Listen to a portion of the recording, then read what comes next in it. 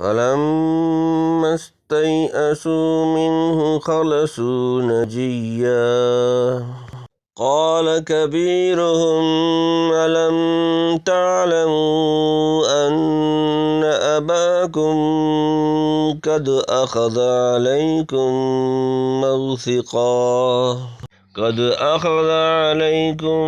موثقا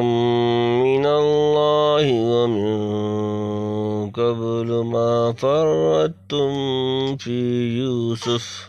فلن نبرح الأرض حتى يأذن لي أبي أو يحكم الله لي وهو خير الحاكمين ارجعوا إلى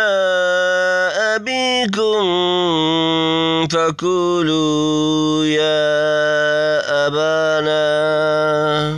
فقولوا يا أبانا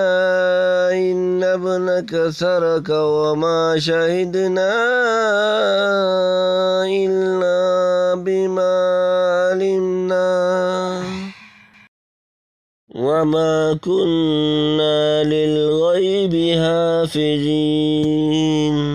واسأل القرية التي كنا فيها والليلة التي أقبلنا فيها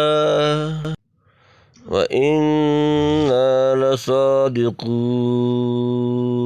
قال بل سولت لكم أنفسكم أمرا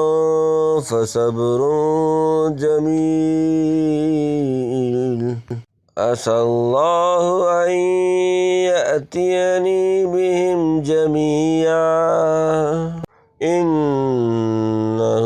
هو العليم الحكيم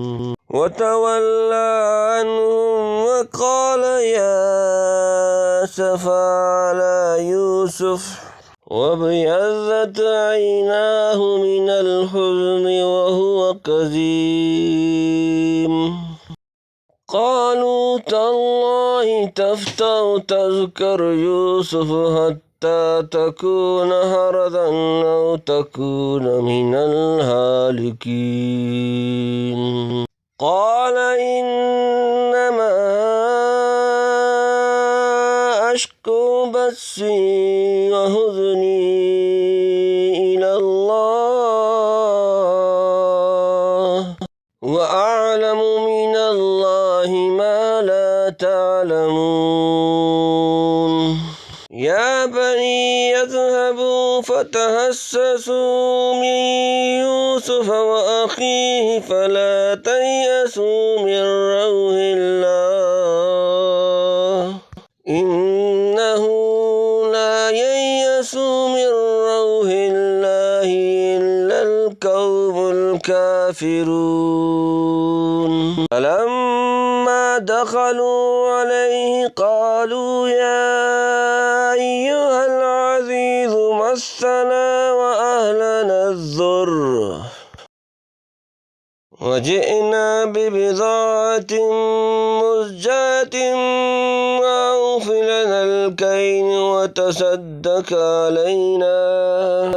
إن الله يجزي المتصدقين قال هل علمتم ما فعلتم بيوسف وأخيه قال هل علمتم ما فعلتم بيوسف وأخيه إذ أنتم جاهلون قالوا أئنك لأنت يوسف قال أنا يوسف وهذا أخي قد من الله علينا إنه من يتقي ويصبر فإن الله لا يضيع أجر المحسنين قالوا تالله لقد آثرك الله علينا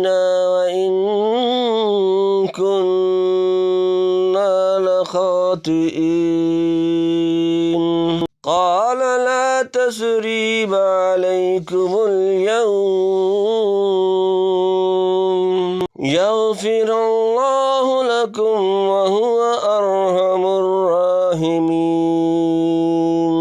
اذهبوا بقميصي هذا فألقوا وجه أبي يأت بصيرا وأتوني بأهلكم أجمعين